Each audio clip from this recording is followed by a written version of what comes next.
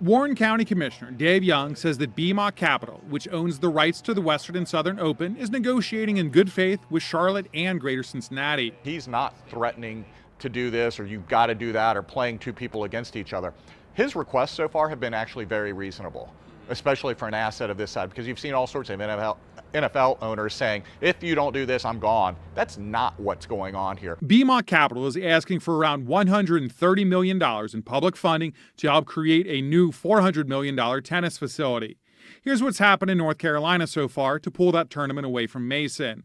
First up, the Charlotte City Council approved $65 million towards the project. Then last Thursday, Mecklenburg County approved up to $30 million for the new facility. Now the state will need to come up with the remaining $35 million of public funds.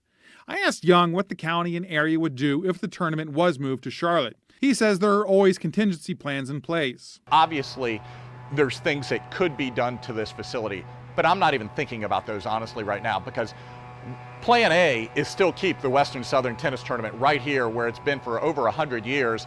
And we think we're in a very good spot to do that. And Young says there are plenty of reasons to keep the tournament where it's always been. We're not going to negotiate in public, but we've got a couple of aces up our sleeves. And, you know, if this was a tennis match, Charlotte definitely scored a point, but this match is far from over. This is going back and forth, and we're nowhere close to being broken. Like a good poker player, though, Young did not want to give away their hand. So it looks like we'll have to wait and see what else is done to try and make sure the tournament stays put. Stand by.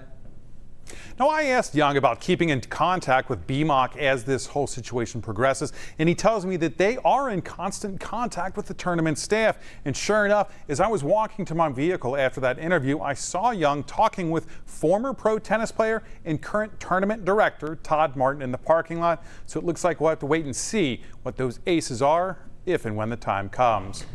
All right, Christian, thank you. Now, the tournament was sold to its current owner, BMOC Capital, last year. Billionaire owner Ben Navarro shopped it to the Charlotte area and proposed the building of the new facility for the tournament to call home.